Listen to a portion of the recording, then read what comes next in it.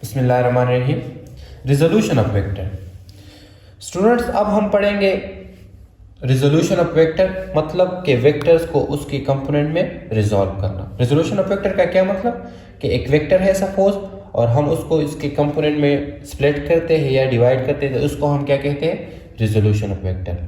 तो सबसे पहले हम रिजोल्यूशन ऑफ वेक्टर की डिफिनीशन लिखेंगे, देन उसको पूरा एक्सप्लेन करेंगे, ठीक है। लेकिन अभी तक अगर आपने चैनल को सब्सक्राइब नहीं किया है तो प्लीज़ चैनल को सब्सक्राइब करें ताकि आप लोगों को न्यू वीडियोस की नोटिफिकेशन मिले। So definition of resolution of vector इस तरह है कि the splitting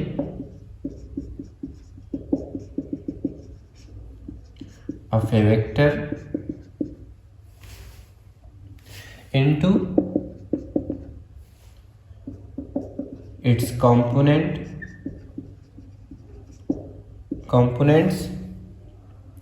is called resolution of a vector। मतलब समझ गए कि एक वेक्टर है और हम उसको उसके कंपोनेंट में स्प्लिट करते हैं। स्प्लिट में आपको समझा देता हूँ, ठीक है। उसके किस में? कंपोनेंट्स में, तो उसको हम क्या कहते हैं? वेक्टर का resolution. Explanation of this topic इस तरह है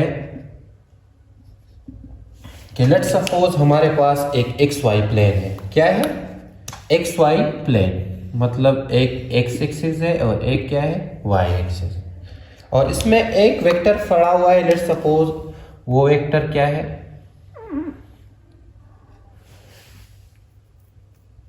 वो वेक्टर है सपोज f, जो कि किसको शो करता है? फोर्स। वेक्टर f है, ये इस x एक्सिस के साथ क्या बनाता है? एंगल, और इस एंगल को हम कहते हैं थीटा, ठीक है। इस एंगल को हम नाम देते हैं क्या?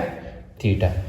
और ये पोजीशन हमारे पास, लेट्स सपोज इसको हम नाम देते हैं, इस लोकेशन को O, ठीक है। और ये है क्या? A। अब हमने क्या करना है? इस वेक्टर को रिजॉल्व करना है, ठीक है। इस वेक्टर का क्या करना है? रिजोल्यूशन करना है। तो किस तरह करेंगे? देखें, इसके परपेंडिकुलर, इस वेक्टर के परपेंडिकुलर हम एक वेक्टर ड्रा करेंगे जिसको हम नाम देते हैं, और इसका क्या?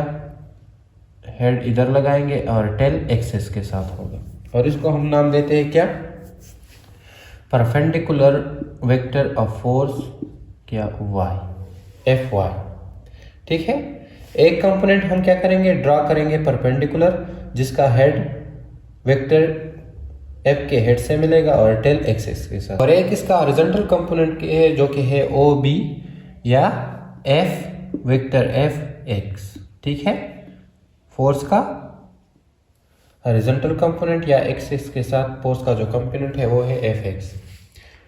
अब अगर आप इसको देखें तो ये हमारे पास एक ट्राइंगल बनता है जो कि है ओ ए बी। क्या? Triangle O A B. जब हम वेक्टर्स के कंपोनेंट ड्रा करते हैं तो इससे एक ट्राइंगल बनता है जो कि है क्या? Triangle O A B. अब इस ट्राइंगल में अगर आप देखें तो cos थीटा बराबर होगा, मैथ्स में हमने पढ़ा हुआ है कि cos थीटा बराबर होता है, ये ट्राइंगल का क्या है? बेस, ये परपेंडिकुलर और ये हाइपोटेन्यूज। तो cos थीटा बराबर होता है बेस डिवाइड बाई हाइपोटेन्यूज, ठीक है। इधर जो बेस है वो बराबर है फोर्स के x कंपोनेंट, और हाइपोटेन्यूज फोर्स के वेक्टर के बराबर है, ठीक है। तो cos थीटा बराबर हो जाएगा F x divide by F, और एक फोर्स का जो हॉरिजॉन्टल कंपोनेंट है एफ एक्स, वो बराबर हो जाएगा इक्वल टू एफ फोर्स का वेक्टर मल्टीप्लाई cos थीटा। तो जो हॉरिजॉन्टल कंपोनेंट है इसको हम इस तरह फाइंड कर सकते हैं, जो फोर्स का वेक्टर है, ठीक है, जो वेक्टर होगा वो मल्टीप्लाई cos थीटा के, ठीक है। इसी तरह इस ट्राइंगल में जो sin थीटा है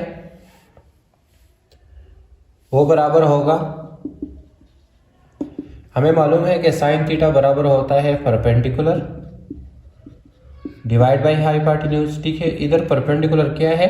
फोर्स का परपेंडिकुलर कंपोनेंट जो कि है force F Y divide by hypotenuse बराबर है फोर्स के वेक्टर के, ठीक है। तो एफ वाई बराबर हो जाएगा, फोर्स का परपेंडिकुलर बराबर हो जाएगा फोर्स मल्टीप्लाई साइन थीटा के। ठीक है, इससे हम क्या फाइंड कर सकते हैं?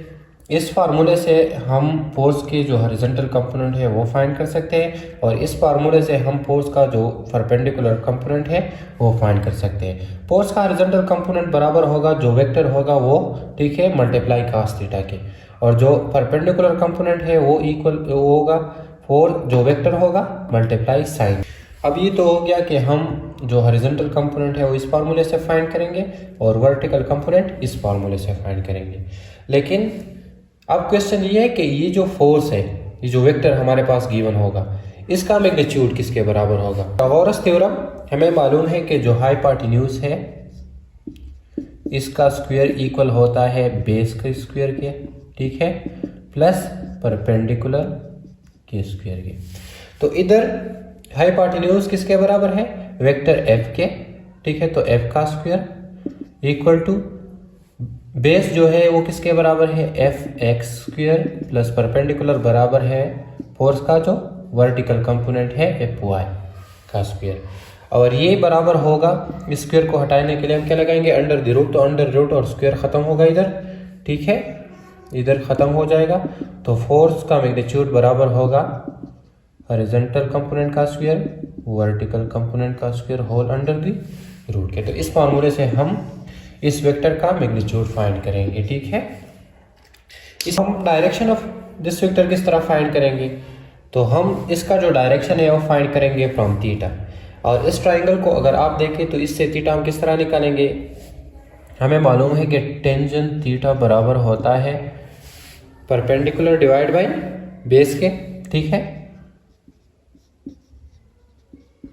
इधर परपेंडिकुलर क्या है? फोर्स का जो y कंपोनेंट, ठीक है, और फोर्स के बेस बराबर है फोर्स का जो हॉरिजॉन्टल कंपोनेंट है वो है x। तो टेंजेंट थीटा इधर ऊपर में लिखते हैं, ठीक है, टेंजेंट थीटा बराबर होगा फोर्स का वर्टिकल कंपोनेंट एंड फोर्स का हॉरिजॉन्टल कंपोनेंट, और थीटा बराबर हो जाएगा, ठीक है, थीटा बराबर हो जाएगा टेंजेंट, इसको हम इधर लाएंगे तो ये नीचे आएगा, नीचे जब आएगा तो पावर प्लस होगा, इसको ऊपर शिफ्ट करेंगे तो ये क्या हो जाएगा? इनवर्स। तो टेंजेंट इनवर्स मल्टीप्लाई फोर्स का vertical component divide by force का हॉरिजॉन्टल कंपोनेंट। तो इस फार्मूले से हम क्या फाइंड करेंगे? डायरेक्शन ऑफ दिस वेक्टर, ठीक है। ये हो गया कि हम किस तरह डायरेक्शन फाइंड करेंगे। तो डायरेक्शन हम थीटा से फाइंड करेंगे, और थीटा हम किस तरह फाइंड करेंगे? हम इसको ट्राइंगल को देखेंगे, ट्राइंगल में टेंजेंट थीटा बराबर है परपेंडिकुलर डिवाइड बाय बेस, इधर परपेंडिकुलर बराबर है फोर्स का वर्टिकल कंपोनेंट और बेस बराबर है फोर्स का हॉरिजॉन्टल कंपोनेंट। तो थीटा बराबर हो जाएगा टेंजेंट इनवर्स फोर्स का vertical and divide by force का हॉरिजॉन्टल कंपोनेंट। सही है। तो ये हो गया रिजोल्यूशन ऑफ वेक्टर, कि हम वेक्टर को किस तरह